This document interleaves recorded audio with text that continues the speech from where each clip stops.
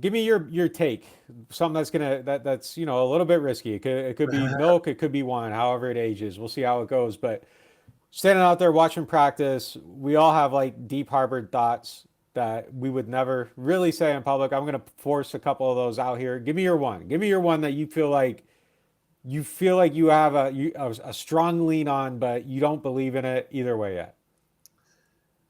I've got I've got so many negative thoughts swirling in my head with this, but I'll go positive on this one. And we've mentioned his name already. I can't quit Chase Young.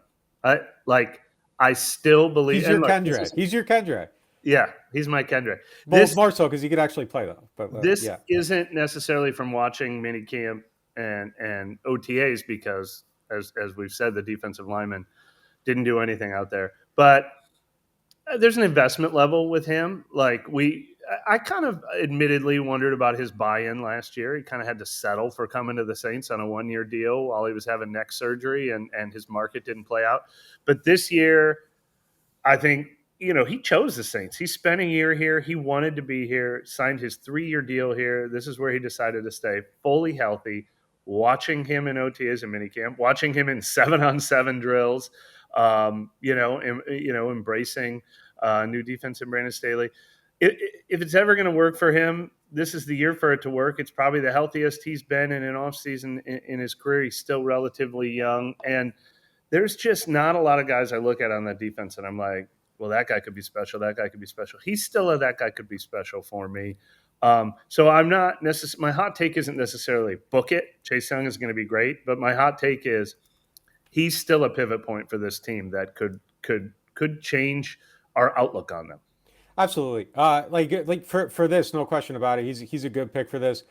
Um, I would feel better about the Chase Young trajectory if he had been out there for every single practice. Like that would have illustrated something to me that just kind of I don't know. Yeah, Like I don't know if it means anything or if it doesn't, but I just for a guy in that position, I would just feel better about. yeah, Oh man, he was out here every single day. He was out here during the voluntary portion, and he wasn't. So I don't know, but like I still believe, I still think he could be good, but I remain like slightly pessimistic about him, and I've yeah. carried that, and I still feel the same way, but it could flip the other direction, absolutely. But that's the type of gamble you have to take when you're not drafting well. Like those are the guys, and that I will give them this. Like, and I think you've made this point a million times. Like, I think if you are betting on somebody in that position, none of them are good, safe bets. There's a gamble. There's more risk than possibility in any one of them. He's the guy I want to gamble on, just given the age and the pedigree. But I still don't. I still don't know that you are finding this is our cornerstone building block defensive end. And could he No. prove it? He could. But I'm with you. Like I feel like that's a good one for this exercise. Mine's gonna fall in the same one. I'm gonna say it, and there's all the reasons for doubt.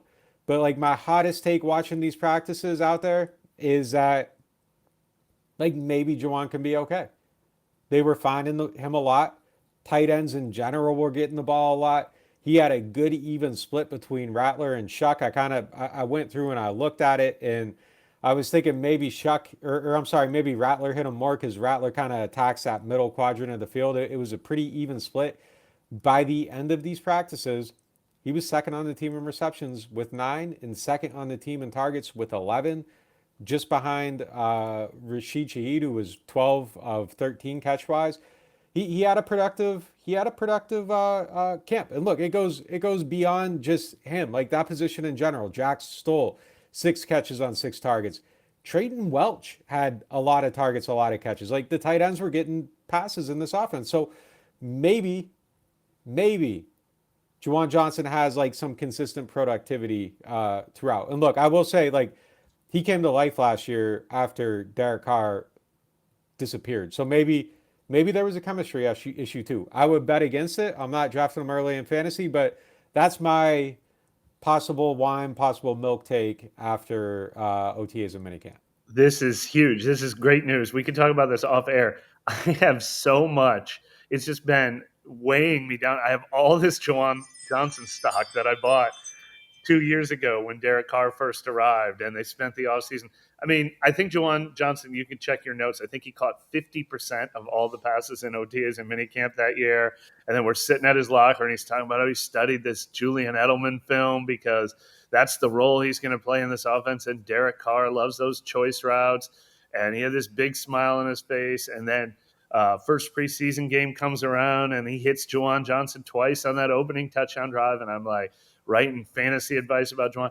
I maxed out the credit cards. I dipped into the retirement. I bought all this Juwan Johnson stuff. I didn't know what I was going to do with it. So now let's talk afterward. You can at least help me short it a little bit. He has to. He has to hit, though, I think, for this offense to even have a chance. Like, he has to hit. He has to be okay for that investment not to be terrible. I think part of the thing that's hindered his career a little bit, though, is that he's played with multiple quarterbacks who don't like to throw in that middle quadrant of the field. And, I do think as we analyze Shuck, I do think that was maybe one area where Rattler had a significant advantage is kind of attacking during minicamp. Yes, attacking the middle of the field. I think it'll click in and change and come a little bit. But I think Shuck's penchant is more to, okay, like I want to try to roll out, extend, do, kind of hit these outside quadrants. Maybe you can work multiple ways. Maybe, he still caught a good amount of passes from him. They have a lot of chemistry. They played together in college. They've been working out together. Maybe it hits a little bit. I don't think it's going to hit big. I don't think it's boom or bust, but I think there's like somewhere in there that, well, it is boom or bust, but I think there's somewhere in there that well, no, it's probably not boom or bust with Juwan. I mean, his career hasn't necessarily been boom or bust because we've been talking about him for 4 years because he consistently catches like the 45 passes for the 600 yards and the 4 touchdowns. And it feels like there's more there. But at the very least, he's going to be probably their number 1 tight end, their number 3 target on the team. I mean, there's a baseline there at the very least. So I would be shocked if there's a bust, I should say.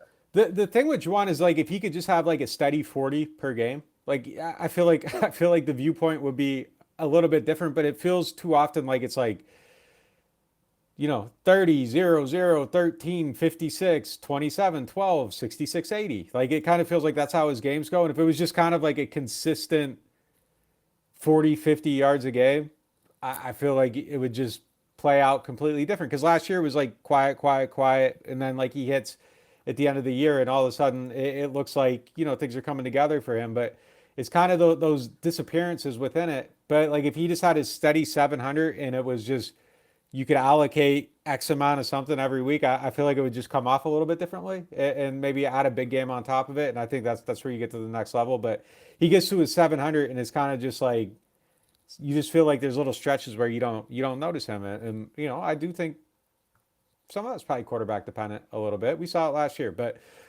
we'll see. Yeah, those feel like the guys that are made for this category. I have one more in that category who I almost said, and you mentioned his name, Rashid Shaheed. Like he's probably even more so than Chase Young, but less surprising because Shaheed's been such a big part of this team, and I think he's maxed out, close to maxed out on his potential when he's been healthy the last couple of years.